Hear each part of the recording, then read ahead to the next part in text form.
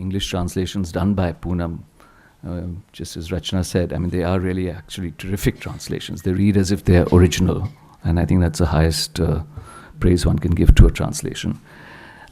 We've had a lot of help from Poonam in selecting the passages from both the books, and so I hope you enjoy. We're not going to take too much time, but just to give you a flavor of the writing, of the quality of their frankness, and the other aspects of these memoirs which Rachna has already referred to. Little more? Is that better? Hello. Okay. Hello. Yes. Is that okay? Yeah. Okay. Thank you. Okay. So it's obvious who's reading who, right? You are reading Mannu? Absolutely right. This is not my autobiography. At the most, I can call it reflections of the soul or fragments of my story. Autobiographies are written by people who can, with the help of memory, arrange their past in an organized fashion. No matter how much you try, it is not possible to hide your efforts to trim and prune the facts to your advantage. See how many deep valleys I've had to go through to reach where I am today. Behind the choice of peaks and troughs is the assertion, this is who I am today. In other words, you can call this a fabrication. Whether it is the life story of an individual or a culture, neither can be free from fabrication. Both are fiction. Providing real names of people and places is merely a creative device to make the fiction sound credible. I want to make one thing clear. This is not an autobiography, which is why I have titled it EK KAHANI YE BHI. Just as a story is merely an element, an aspect, a facet of life, this too is just a piece of my life, mainly focused on me as a writer and on my literary journey. One day I got into a scrap at the school. Balbir hit me on the ankle with his hockey stick. I turned round and hit him on his shoulder. I came home and told everyone I'd sprained my ankle because I had worn new shoes. Despite hot fomentation, massage, a mix of local remedies and medical treatment, my foot continued to swell. There was no improvement, even after a month. X-rays, medicines, chloroform, operation. The bone from the knee to the ankle had wasted away, and there was no option but to remove it. My stubborn and short-tempered Pitaji dabbed his eyes with a handkerchief again and again. Then another operation. Lying down, my leg tied to its frame, in between all the bittersweet medicines, injections, and changing of bandages, my imagination soars, and the stories that I read or that are narrated to me add fuel to the fire. I dream all day. All day, I try to write something or the other. I abhorred being seen as pitiable or depending on others for support. I wanted to make up for my physical deficiency in other ways. Meeta, Didi, and Mannu. All three helped me a great deal in getting over this complex of mine. I had asked all three of them, you must feel so embarrassed that I'm lame. Each one of them, on different occasions, gave the same reply. Anyone can have an accident at any time. Suppose you were in the military and got hit by a bullet. Would we have left you? I will say it was Mannu's extraordinary courage that living in Calcutta's closed society, she married me openly, not in secret.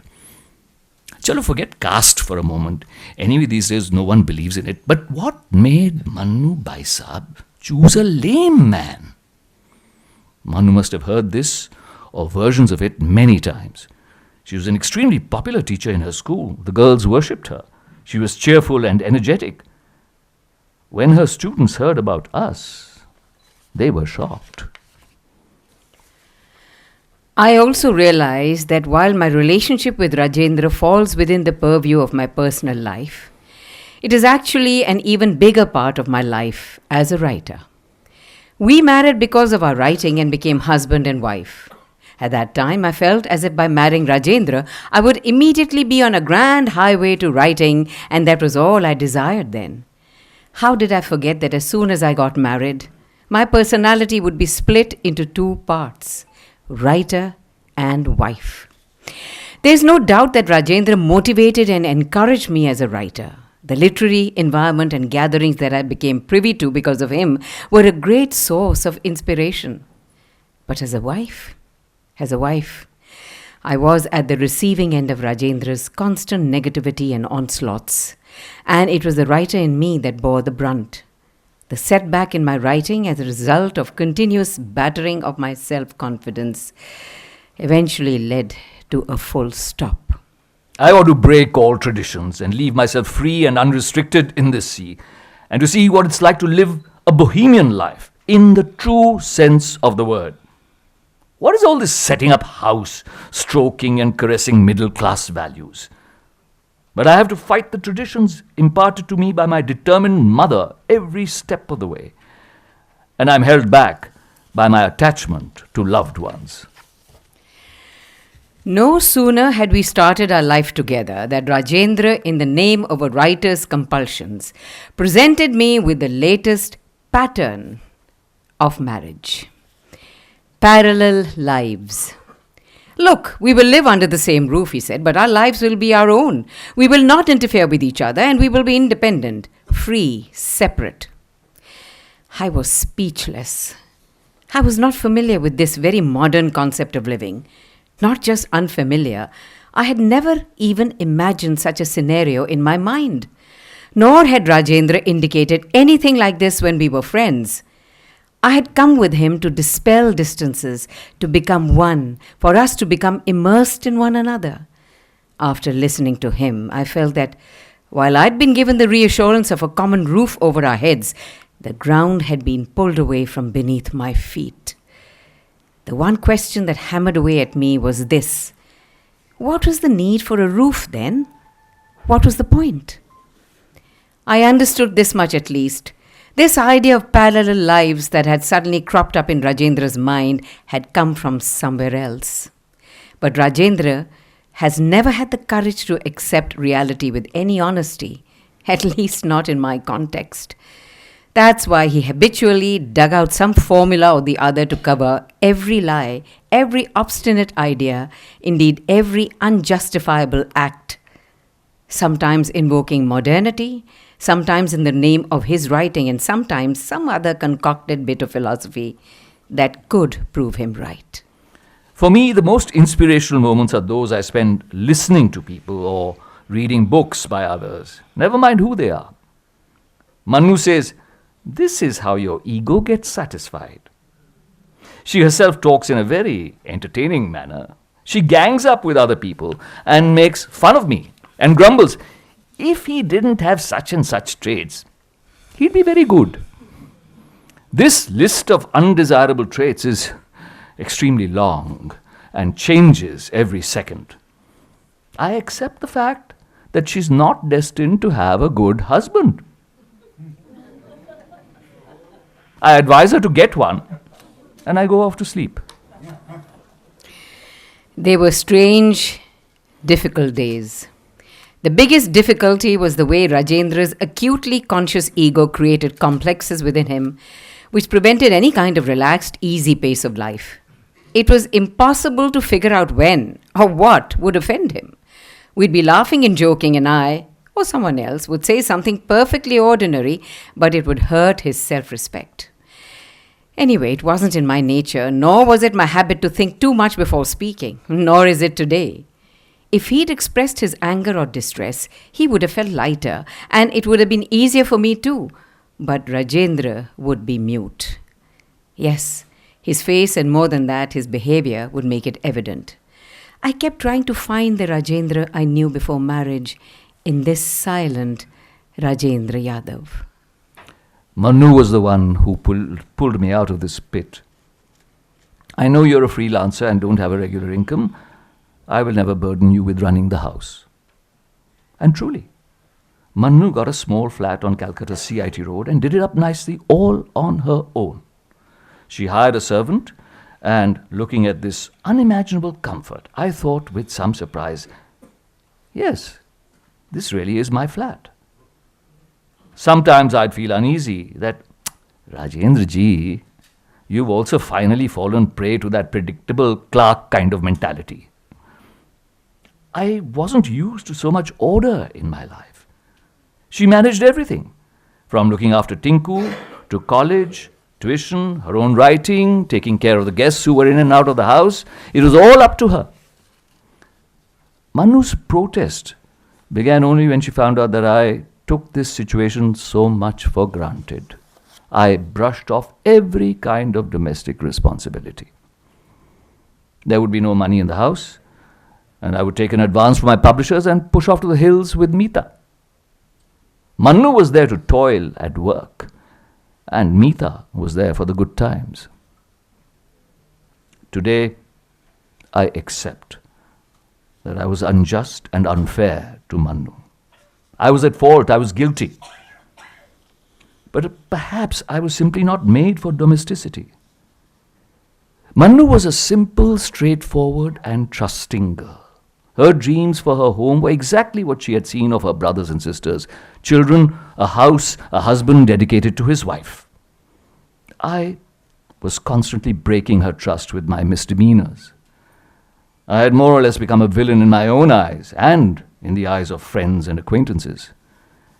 Today I feel I was probably so immersed in myself, I couldn't be a good husband to Mannu, a good lover to Meeta, or a good friend to Didi.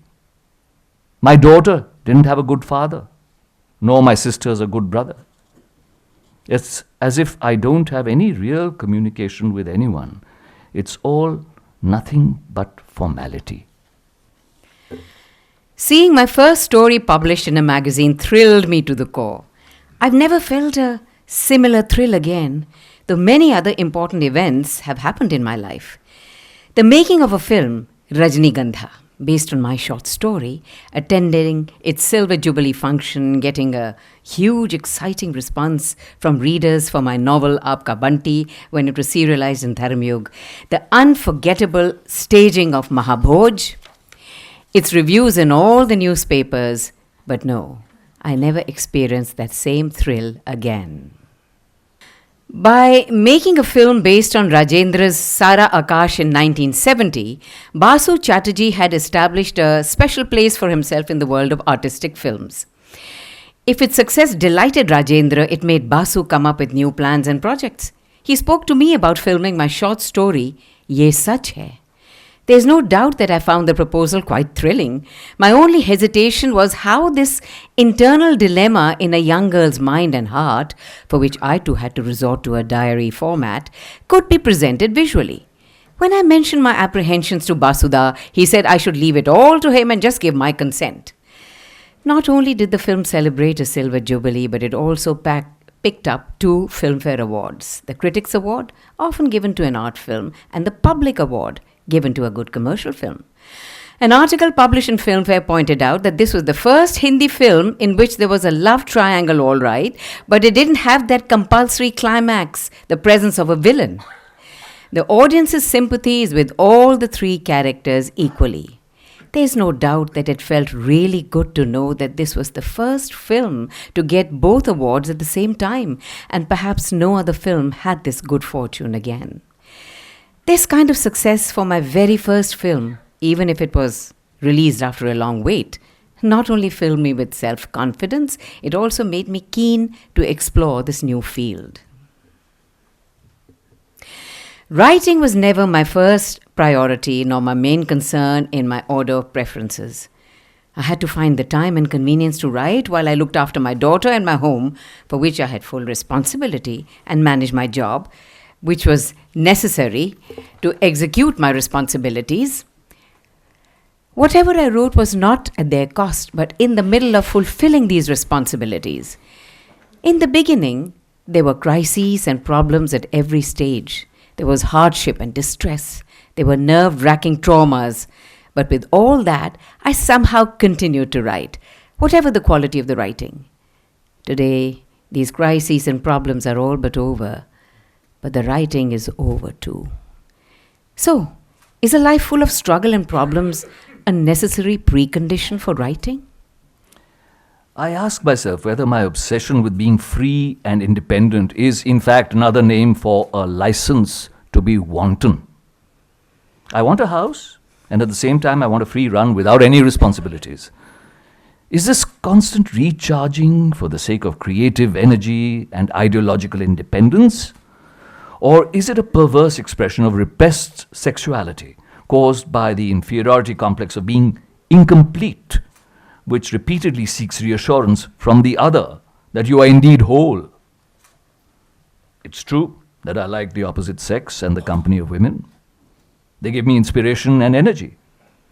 But after I was past the age when I was curious about the body, actual sex has never been of primary interest to me.